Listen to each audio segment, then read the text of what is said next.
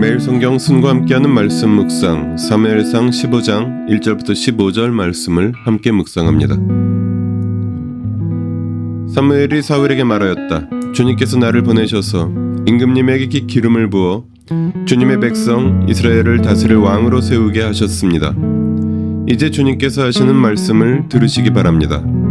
만군의 주가 말한다. 이스라엘이 이집트에서 나올 때 아말렉이 이스라엘에게 한 일, 곧 길을 막고 대적한 일 때문에 아말렉을 벌하겠다.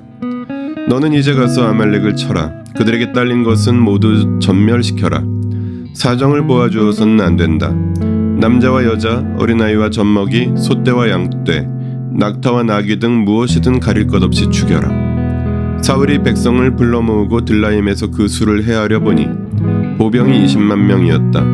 유다에서 온 사람도 10,000명이나 되었다. 사울은 아말렉 성읍에 이르러서 물마른 개울에 군인들을 매복시켰다.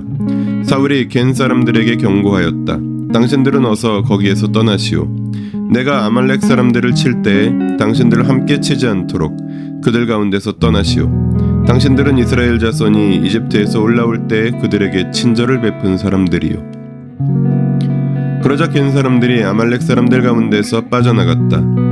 그런 다음에 사울은 하윌라에서부터 이집트의 동쪽에 있는 수르 지역에 이르기까지 아말렉 사람을 쳤다. 아말렉 왕 아각은 사로잡았고 나머지 백성은 모조리 칼로 쳐서 없애버렸다.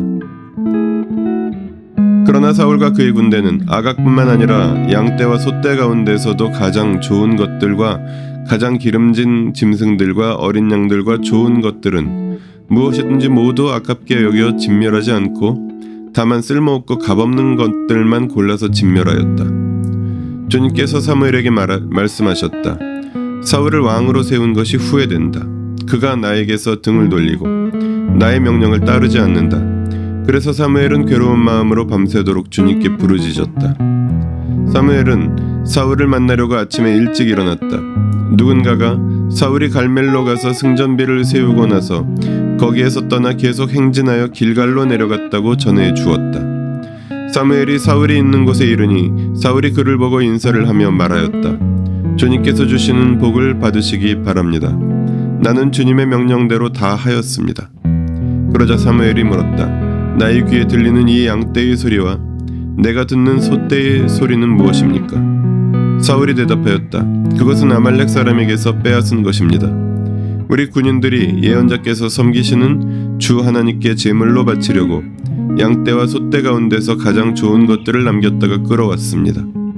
그러나 나머지 것들은 우리가 진멸하였습니다. 1절부터 3절에서는 하나님께서 사울에게 아말렉을 진멸하라 명령하셨습니다.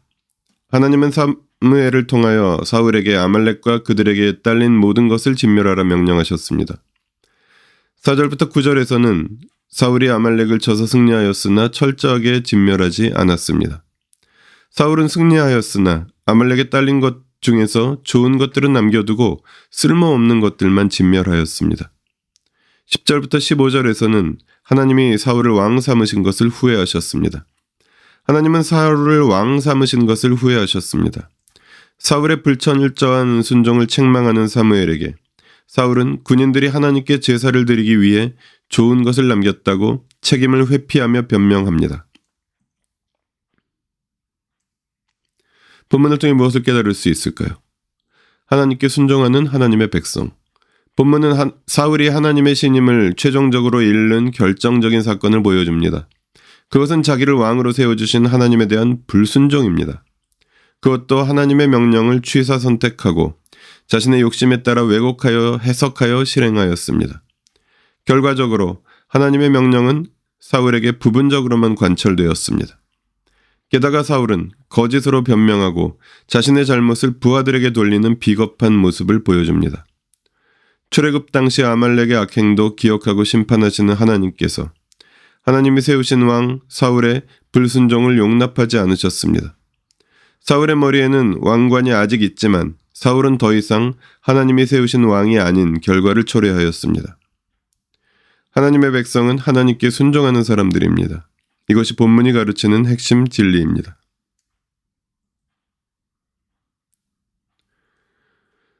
본문을 어떻게 삶에 적용할까요?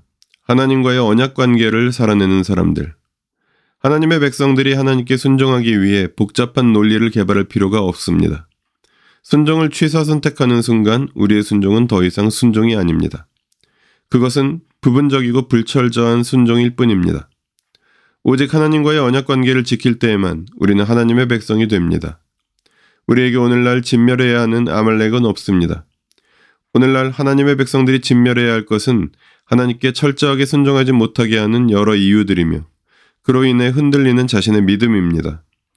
모든 것이 하나님의 영역인데 나의 영역으로 빼돌려 남겨둔 것들을 철저하게 진멸하고 하나님께 순종하는 하나님의 백성이라는 당연하고 명쾌한 진리를 살아내라고 본문을 통해 주님은 말씀하십니다.